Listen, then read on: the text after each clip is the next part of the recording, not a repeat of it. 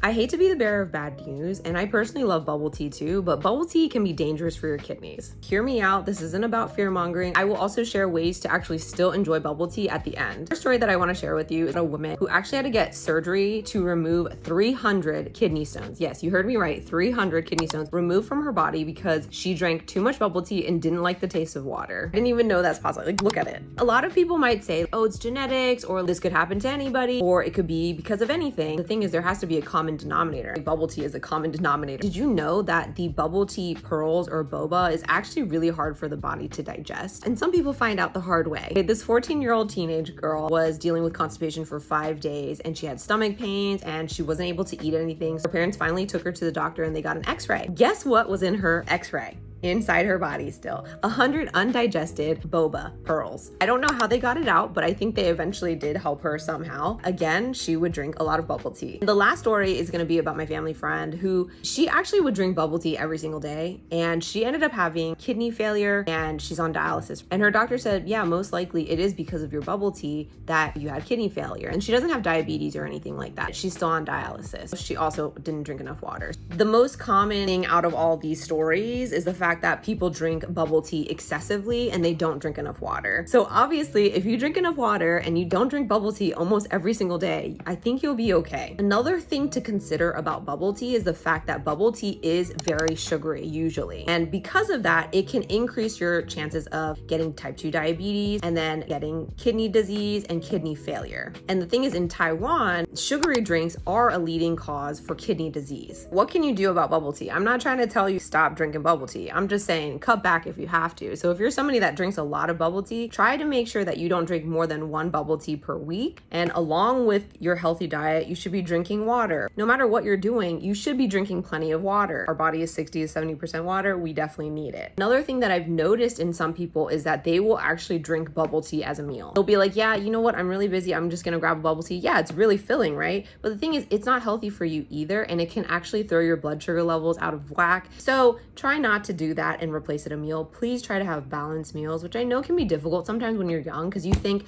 I'm invincible, but you're not. And I can tell from experience because, I also went through kidney failure and dialysis. I'm not on it anymore. Mine was due to an infection, not because of bubble tea or from food or from eating. From my experience, for my first few years off of dialysis, I avoided boba because I knew that was really, really difficult to digest. And I knew it was something that affects kidney health. And a lot of people in Taiwan are affected by that. I didn't drink it for a really, really long time. Now, if I want to have it, which is very, very rare that I have bubble tea, I don't get the milk bubble tea because milk has a lot of phosphorus in it. So if you do milk, caffeine, and the bubble pearls, that's really hard on your kidneys, these 3 things all at one time. So instead, what I opt for is just a sweetened tea. I'll get like a green tea, boba or something. Also, I always get like a normal size. I never try to get like a large size because it's too much. And moderation is really important for kidney disease because I still am at a stage 1 to 2 CKD. So I have to still manage it really well with food and lifestyle. Sometimes you'll go to like boba stores and they can actually change or reduce the levels of sweetness. So if you can get a less sweet version of it, that'll help you as well. This is just a little education. Our kidneys are really important. I lost function of it before and it's horrible and I don't wish that on anybody. I want you guys to be able to enjoy your life, but also be aware of the consequences of doing certain things. This is not a common thing people talk about, but it needs to be talked about more worldwide because in Taiwan, it's a huge issue.